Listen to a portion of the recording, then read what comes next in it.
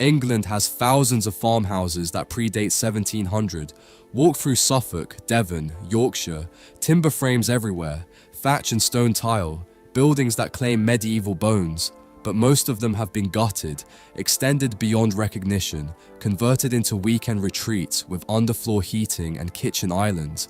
The frame might be old, the footprint might be original, but the building, the actual structural integrity, the spatial honesty, the working relationship between stone and timber and thatch has been compromised, improved, modernized into something a 1600s farmer wouldn't recognize from the inside. Here is what almost never survives. A farmhouse built before 1600, still used as a working farm or family home, structurally unchanged in form and material, with people living ordinary lives inside medieval bones. Not a museum, not a manor house with guided tours, a working building that survived because farming never stopped and because the families inside accepted cold, damp, and financial burden as the price of continuity. 10 of them remain. They didn't survive because England valued them. They survived because poverty made demolition unthinkable, remoteness made modernization unaffordable, and stubborn families refused to replace what still functioned, barely, expensively, but genuinely. 1. Bransdale is a dead-end valley in the North York Moors where fewer than 30 people now live. The mill farm sits in the valley bottom where lush pasture meets heather moorland. The water wheel is gone, but the mill race remains. A cut stone channel carrying water from the stream, carved with enough precision that it still drains cleanly after 400 years. Built around 1575 as a dual-purpose operation, corn milling and farming. Miller families typically farmed to survive because milling income was seasonal and dependent on water flow. A 1603 survey references it simply as the mill. Milling stopped in the late 1800s when cheap roller mills made small water operations uneconomical. The building transitioned fully to farm use. 500 sheep now, Swaledales and crossbreeds on moorland that hasn't changed function since before the house existed. The building survived because Bransdale is 5 miles from the nearest village by single-track road. Electricity arrived in the 1950s. Mains water never arrived. Farms still use springs and wells. Getting demolition equipment in would cost nearly as much as rebuilding. Tradesmen charged premiums for remote work, so modernization remained financially impractical through every decade when similar farms elsewhere were being replaced. The valley's population dropped from over 300 in the 1600s to around 80 by 1900. Depopulation removed pressure to expand or improve. Current owners purchased in the 1980s. Husband farms, wife works remotely via satellite internet that only became available in the 2010s. Mobile phone signal does not exist. Emergency repairs, burst pipes, storm damage are complicated by access. The house is Grade 2 listed, though the family notes that remoteness imposes more restrictions than planning regulations ever could. Solar panels and battery storage were installed in 2015 because mains electricity fails regularly when winter storms bring down lines. Primary heating is a wood-burning stove. All materials for maintenance must be transported by farm track, adding 20 to 30% to every project cost. The building is unchanged because the 20th century never fully reached this valley, and by the time it did, conservation rules had caught up. 3. Little Morton Hall Farm shows close-studded timber framing from 1586, vertical beams tight enough that you could barely fit a hand between them. That spacing was deliberate. In 1600, it signaled prosperity. A yeoman farmer wealthy enough to use more timber than structural necessity demanded. The wattle and daub infill panels between those beams have been maintained using the original technique, woven hazel rods packed with clay, lime, and animal hair. The farm sits on the Cheshire Plain, where the land has been permanent pasture since medieval times. Flat, rich, heavy soil, perfect for dairy cattle. 120 Holstein Friesians now. In 1600, it would have been native breeds producing milk for Cheshire cheese, which was already a recognized regional product. The building survived because Cheshire dairy farming has been reliably profitable for 4 centuries, not wildly profitable. never wealthy enough to tempt grandiose rebuilding, but solvent enough that families could maintain the structure without facing the economic crises that forced farm sales or demolitions elsewhere. The timber frame was dendrochronology dated. Original timbers felled in the winter of 1585 to 86. The building you see now is structurally identical to what stood when those beams were green wood. Georgian fashion elsewhere meant brick cladding over timber frames or complete replacement in classical style. Victorian improvements brought Gothic revival extensions and modern conveniences that required gutting interiors. This house avoided both waves, possibly because the family valued continuity over status display, possibly because the farm's steady income never created the surplus capital that makes aesthetic ambition affordable. Current family has been here since the 1920s, purchased from a previous family documented in parish records back to at least the 1700s. The house is Grade 1 listed. Every repair requires listed building consent.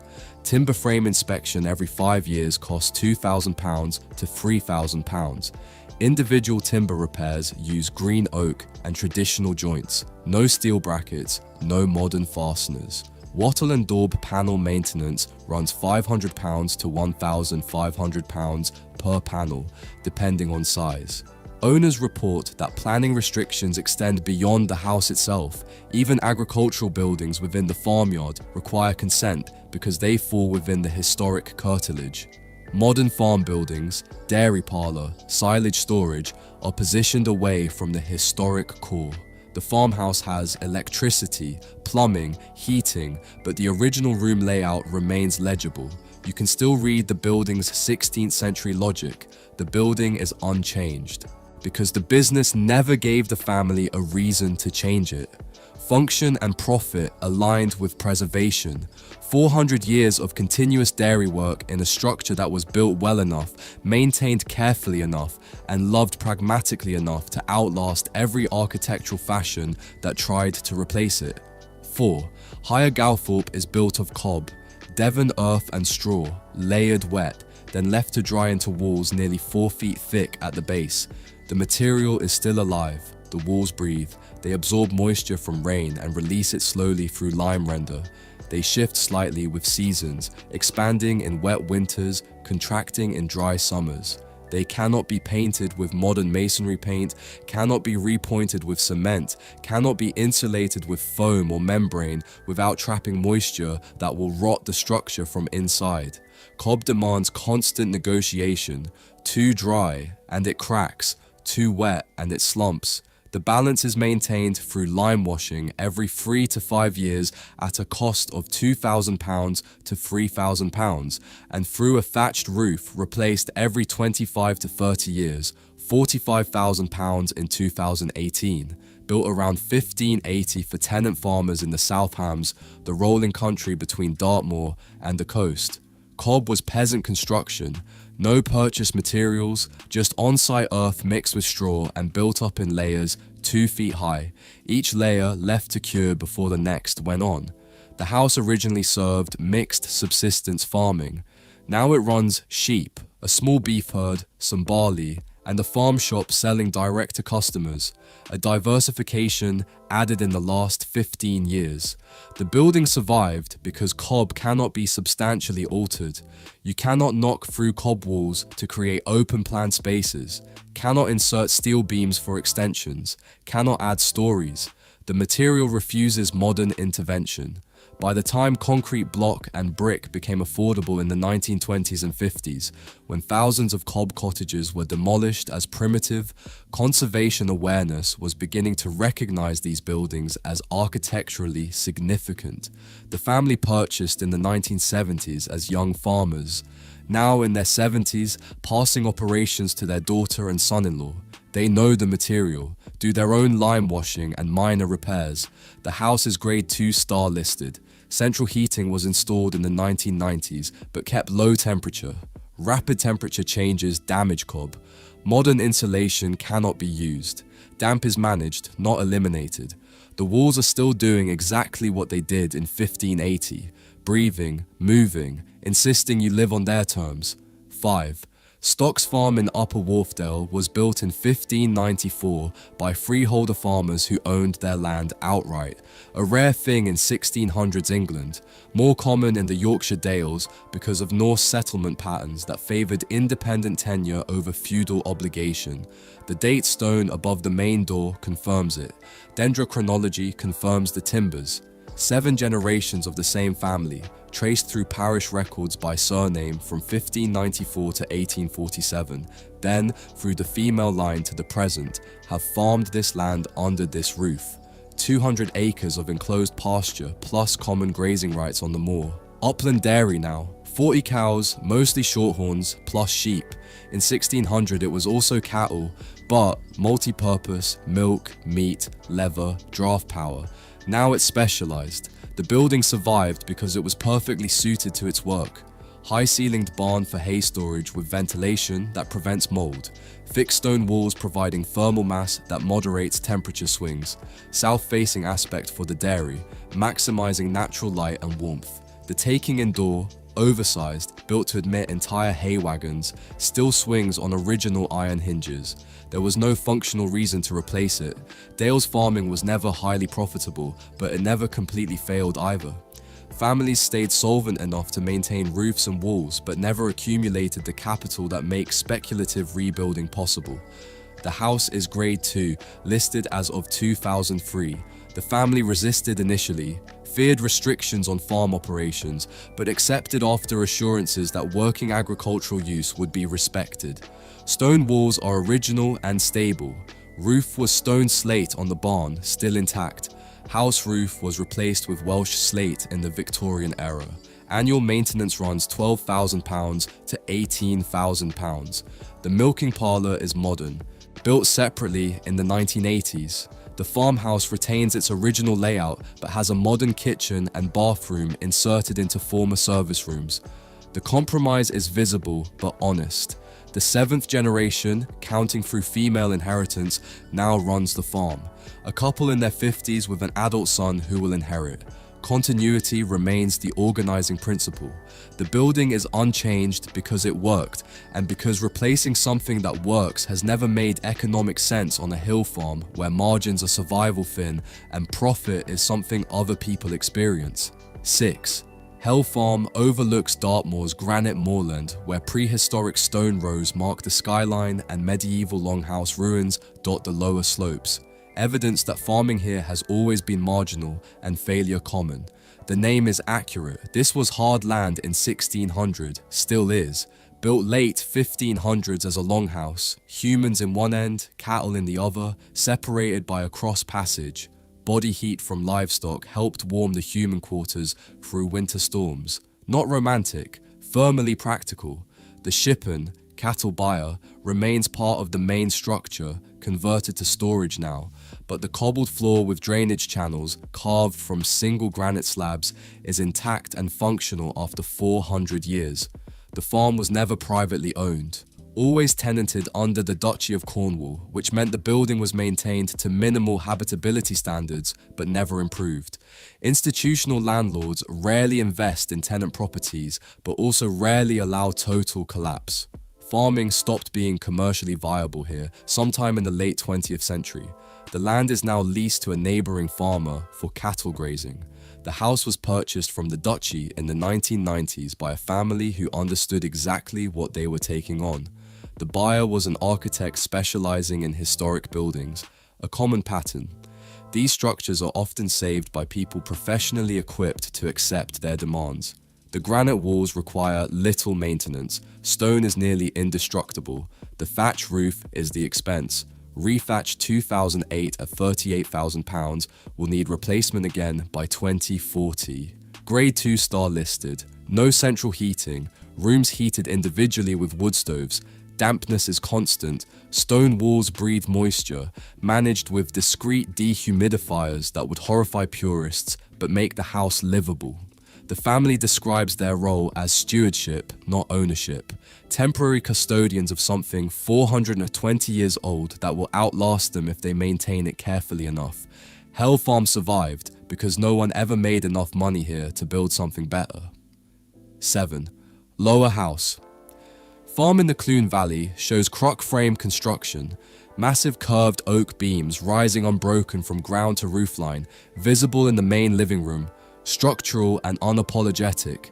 Built between 1560 and 1580 in the Welsh Marches borderland where political instability lingered long after the last major uprisings. Tree ring dating confirms the timbers. Ancient earthwork fortifications still mark surrounding hills. The farm runs beef cattle and sheep across 150 acres of permanent pasture and rough grazing. In 1600, it was mixed farming with emphasis on cattle for leather and meat. Draft oxen still powered plows then, and the valley was more heavily wooded. The building survived because crock frame technology makes alteration nearly impossible without total demolition. Those curved timbers are the skeleton. Everything else, walls, floors, roof covering, is secondary. You cannot insert intermediate floors without cutting through the structural frame, cannot add partition walls that would compromise load distribution, cannot extend without building an entirely separate structure. It's holistic, all or nothing, and all complete replacement has been economically unfeasible for 4 centuries. Same family farmed here from the 1680s to 1950s, documented through land tax records and wills. Sold once since then. Current owners are semi-retired. Adult children farm the land while parents live in the house. Grade 1 listed. When they installed central heating in the 2000s, regulations required an archaeological watching brief during groundwork, added £8,000 to project costs. Roof covering replaced every 50 to 60 years. Welsh slate over original timber structure. Cost £40,000 in 2015. The house has electricity, but no mains gas. Too remote. Water comes from a spring that has supplied the building since construction.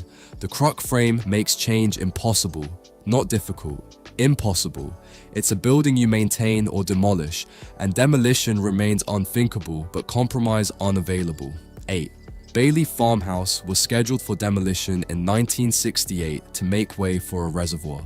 The Weald and Downland Living Museum dismantled it timber by timber, documented every joint and peg, and reconstructed it at Singleton. The location changed. The building did not. Built between 1405 and 1460 for peasant farmers working perhaps 20 to 30 acres of Wealden clay. Dendrochronology dated the original timbers. This was subsistence agriculture. Chickens and pigs lived inside, separated from humans by wattle partitions. The hall was open to the roof, no chimney. Fire burned in the center and smoke filtered through thatch.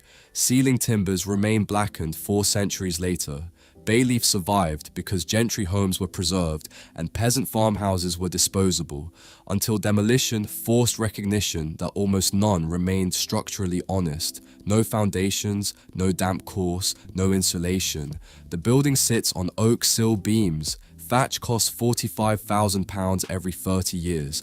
Lime plaster and door panels need annual inspection. It demonstrates what unchanged actually means. Structurally authentic, materially uncompromised, and utterly unlivable by modern standards.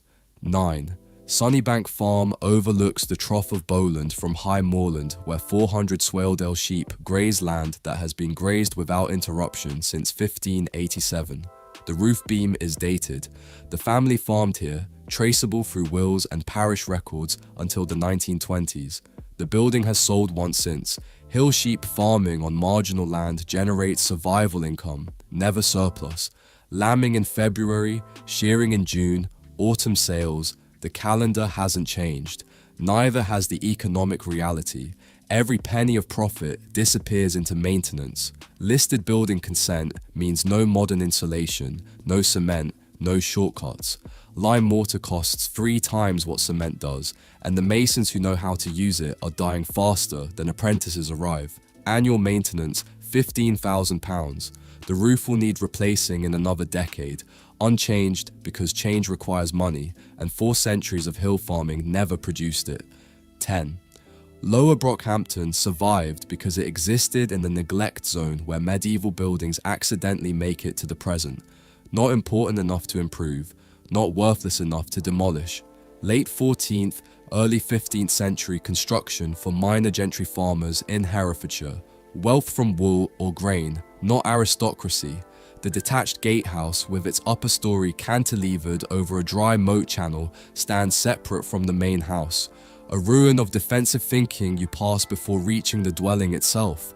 The building became tenanted early, so it never received Georgian improvements or Victorian extensions. Absentee landlords didn't invest. Tenants couldn't afford to. By the time demolition became possible in the mid-20th century, architectural significance was already recognized. The timber frame stayed sound because the roof was maintained. Once a roof fails, everything follows within a generation, now managed by the National Trust. Grade 1 listed. Conservation costs run £80,000 annually for specialist craftsmen and period materials priced 3 to 5 times standard rates. Poverty and tenancy protected it long enough for conservation consciousness to arrive. These 10 buildings are one generation from collapse, one failed farm sale, one conservation estimate that exceeds inheritance, one winter when the roof finally goes and modern timber costs make repair unthinkable. They survived because continuity of farming protected them longer than sentiment ever could. But farming barely pays now, and listed building regulations protect without funding. The families living in cold, damp, expensive structures are doing national conservation work on private incomes. England didn't save these farmhouses. Stubborn families did. The question now is whether the next generation can afford to continue.